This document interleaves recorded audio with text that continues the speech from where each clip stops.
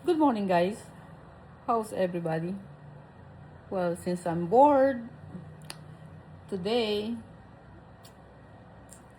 what I gonna do? I gonna cook maybe. Yeah, for sure. May binili akong lobster tails ng isang araw. So what I gonna do? I gonna do a lobster roll. Like I said, since I'm bored. Anyway, I was thinking last night, anong dapat kong sabihin ngayon? Take note. Payong kapatid, payong kaibigan, payong nanay, payong ka-friendship. Anong meron ka sa buhay mo ngayon? Kasi yun ang ginawa mo sa sarili mo. Yun lang ang produkto or ang ginawa mo or ang ano bang tamang salita doon? Yan yung resulta ng mga pagsisikap mo. Either nagsikap ka o hindi ka nagsikap or either tinamad ka or nagsipag ka.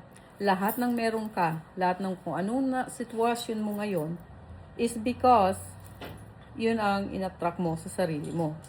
So, in short, kung anong meron ka ngayon at kung ano ka ngayon, because ikaw yan ang ginawa mo sa buhay mo.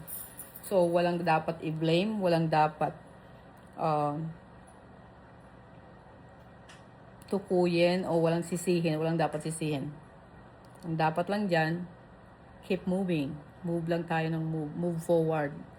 Yung mga nakaraan, yung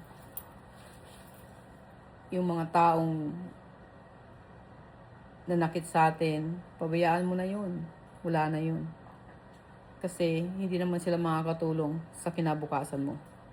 So, ang sa akin, just keep moving.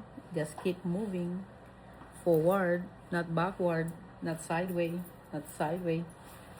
Move forward.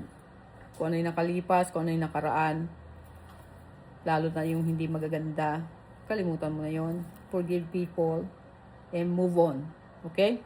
Forgive people that who do bad things to you or nagpaiyak sa'yo.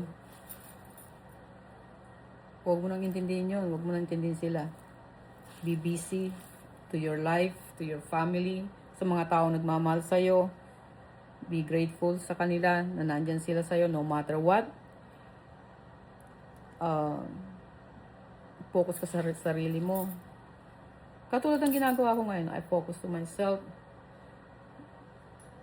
Lahat ginagawa ko para